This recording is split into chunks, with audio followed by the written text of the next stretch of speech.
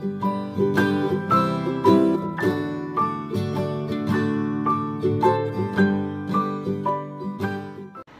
guys, and welcome back to the channel again. I am glad to see you all over here, and I received a lot of messages asking me that why I didn't post the video on Saturday, and I'm really sorry for that. I recorded a video, but I was not actually satisfied with the content of it, and I want to provide the maximum information in one video, and that is the reason I didn't posted it. And so here I am recording it again for you all. So this video is going to be about distress inks. I won't be going into detail, but I will be sharing which one I bought first, what are the options available, how I use them, where I use them, and what you can do if you do not want to invest that much into these inks. What is the alternative options if you're a beginner and you do not want to invest into them. And the other thing that I will be telling you is that we all face the problem that our ink pad has dried off, and what is the first step that you can take to make your ink pad juicy again. And I will be sharing that all in the video, and I will be doing a separate video for the inks later on in detail with the comparison of different types of inks available, but this is just an overview. So let me just flip my camera and I will share what I use and how I use it. So let me just grab the box in which I store my ink pads. So here are my ink pads. This is what all I have. I have few at my studio, and I'll be obviously sharing them in detail. And right now these are the inks that I have with me. These are my distress inks. This is one another ink, and this is a Ranger dye ink pad. So let me just separate them first.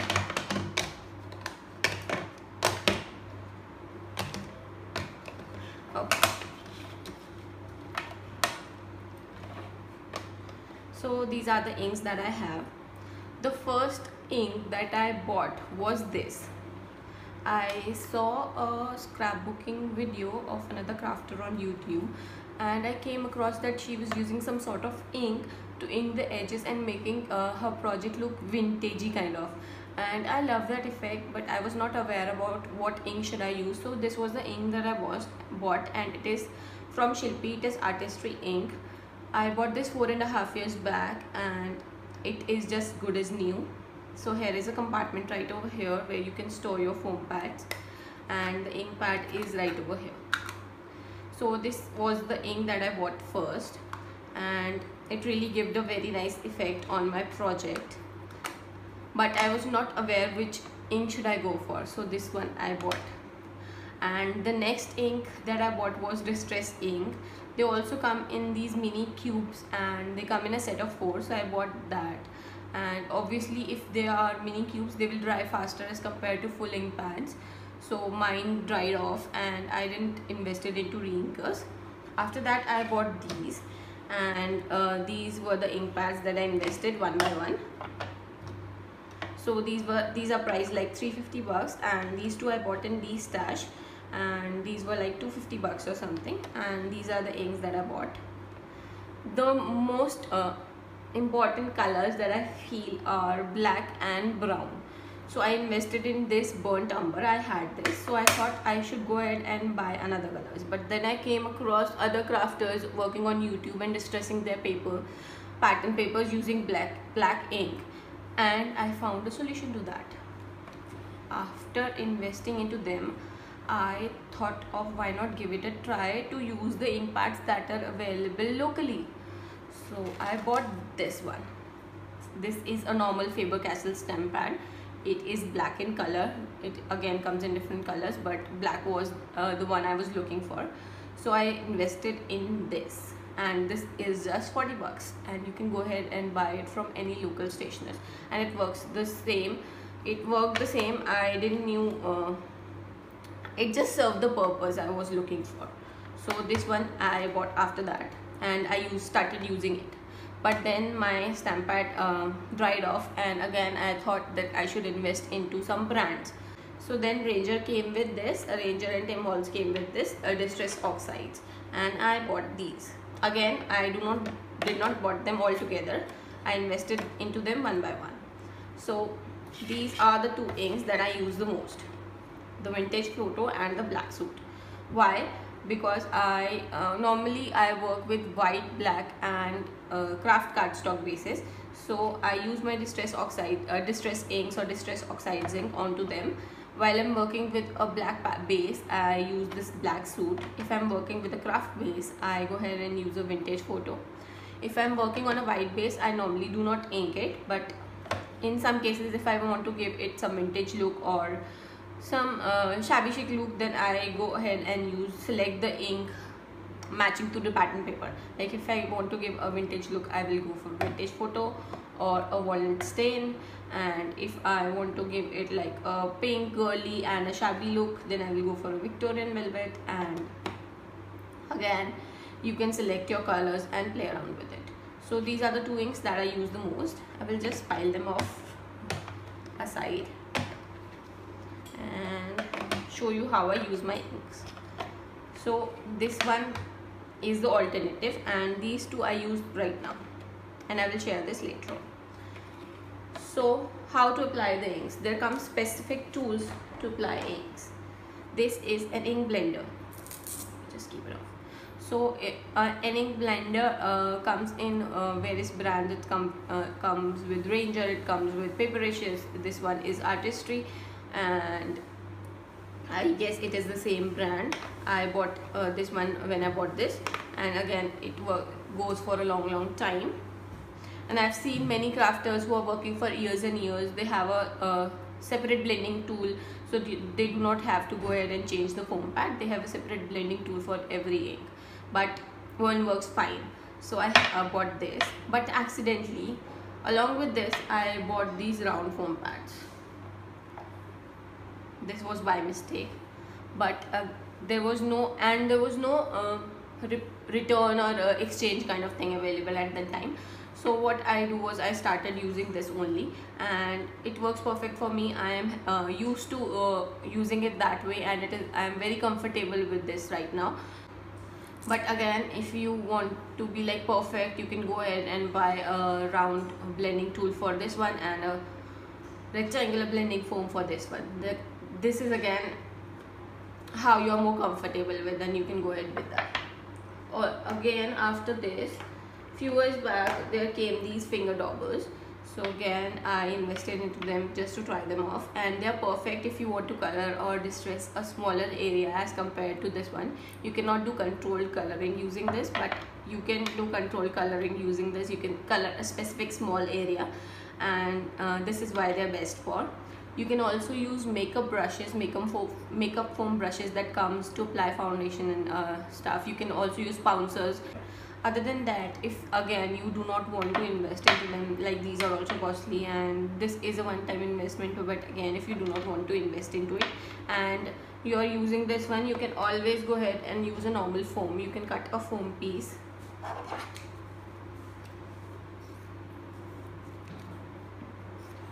and you can use this also. It really doesn't matter, and it will give the same effect. Like if you rub it on and you distress your pattern paper, it will give the same effect, just that this ink dries really fast as compared to these all. So let me just share you how I use them. I have a black cardstock right here. I have few leftovers from a pattern paper right over here.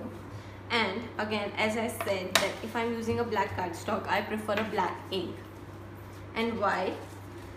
Because when you apply your pattern paper, you can always see this white edge visible from the sides, and this really does not give a nice look. But when you ink it nicely and the white edge really gets covered, it gives a very beautiful and a very neat look to your project, and your projects look complete. Your pattern paper just blend in with the base paper or the base cardstock. And I will show you right away. So I will just grab a black foam. Okay, here it is. Grab my blending tool, and this is what I use right now, and this is what I used earlier. So I'll just go ahead and rub some ink on the foam piece, and I will just give it a distressing on the edge. So again guys, it is not a hard and fast rule that if you are a beginner and you have to invest into these. You can always look for alternate options like this, and it gives the same look, almost same look, but again they are brands for some specific reasons.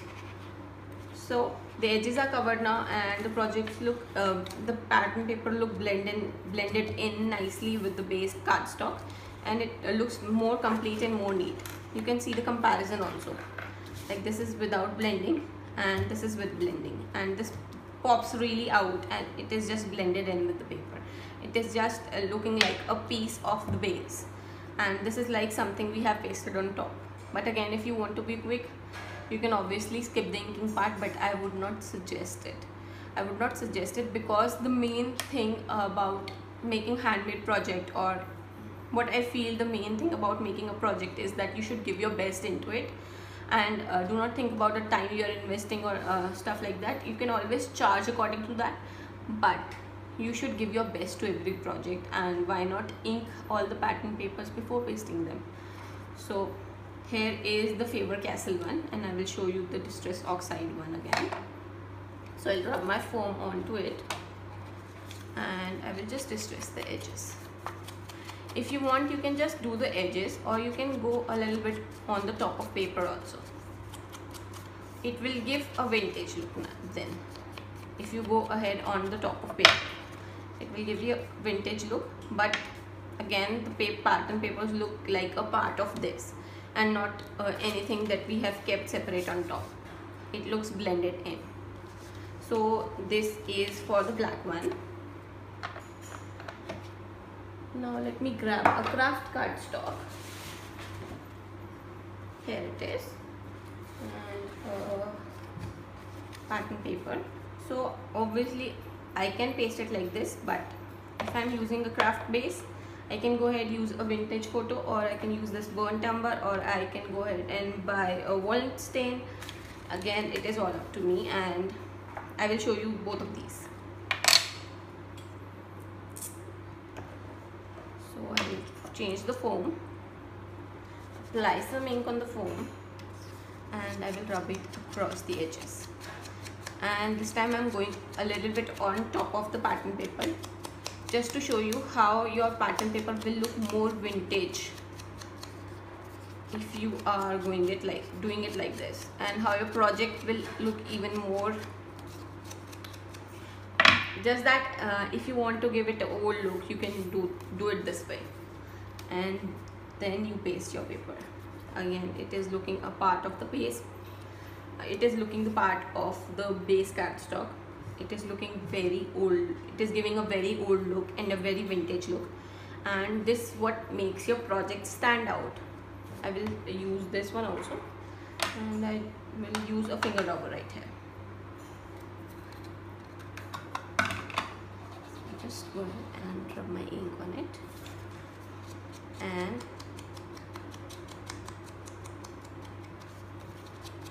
distress the edges. Again, you will get a very different look if you are using a finger dauber, or if you are using a foam pad, or if you are using a normal foam. Every distressing will look very different from one another. Like this looks like this is like giving a proper shading effect, but you can see some marks right over here. And again, the color reference is there, but you can always try using different colors or different shades of browns available. But as I said, again, this is the way how your projects look more complete. So this is on craft. Now let me grab a white piece of cardstock, and suppose I am using a pink pattern paper, and let me just grab a pink pattern paper. Okay, so I have this, and what I can do is I can just paste it right like this, because the edge is white, the base is white. will not give that odd effect, you can always paste it like this. But if you want to give it a vintagely look, you can either use a distress ink Victorian Velvet or a fabric right on this. I am going to use a Victorian Velvet. I will grab the foam pad for this one. Okay, there it is. Changing my foam, rubbing it on, and I'm going to go ahead and distress the edges. It will give you a very subtle effect, subtle pink shade. And when you apply it on the base also, I'm just doing this one corner, and when you apply it on the base also and you paste your pattern paper, it looks more vintage. It gives like a girly effect but still vintage at the same time. So you can go ahead and use different colors like this that matches to your pattern paper. So this is that. Other thing is that all the inks are really different from one another. These inks are, let me just keep this thing aside. So these ones are dye inks. This is also a dye ink. Then these are pigment inks.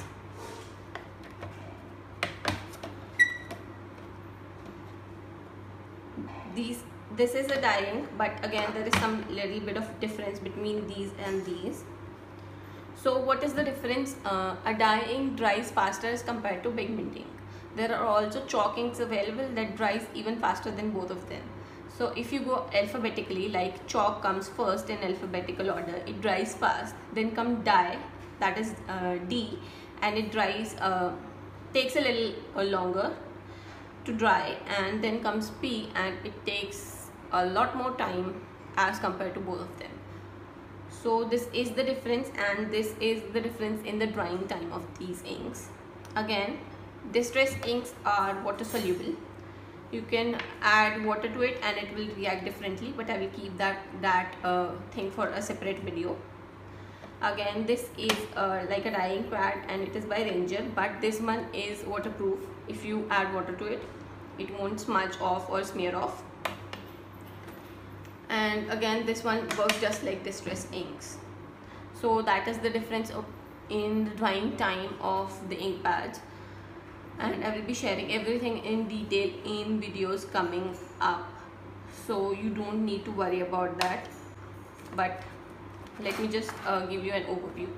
So I normally use my inks for distressing. You can also do stamping, but these reacts with water and these takes a lot of time to dry. I suggest you do not go for stamping using these inks. You can use this for stamping. It will give you a crisp image as compared to this, but there are many other brands available and they give you a better quality of stamped image also. So you can go ahead for that. If you do not want to invest into these, you can use a normal Faber-Castell or any other black stamp pad available at the local stationers for inking your edges. But again, I prefer to use some brands because they give a more nice look. This is like takes some time to dry, and this spreads evenly and nicely on my pattern paper as compared to this one. This one just dries off, so you do not have to time to try and blend it in. Now after this, what if your ink pad has dried off? What can you do? The first step that you can do if you feel that your ink pad is drying off or it is not giving you proper ink, is just keep your ink pads upside down for like half an hour or 1 hour. What this will do is it will just flush the ink on the bottom to the top, and it will make your ink pads juicy again. This is a quick tip that you can try and make your ink pads juicy again, make your ink pads as good as new again if you feel that your ink is drying off. This is the step that you can take when your ink pad is into initial stages of drying. This way you can save your ink pads. Again, if this does not work, then you have to go ahead and invest into a re-inker. So this is that. I'm done with this video, and if you have any questions, any sort of questions, if you can about any kind of inks, if you can use that or not and stuff like that, you can just always drop down a comment below or message me personally, and I will try to solve your issues. I hope this video was informational like the other ones, and if it was, just share it with your friends and give it a like. I will see you soon again with another video, and till then, have a great time, take care, and goodbye guys.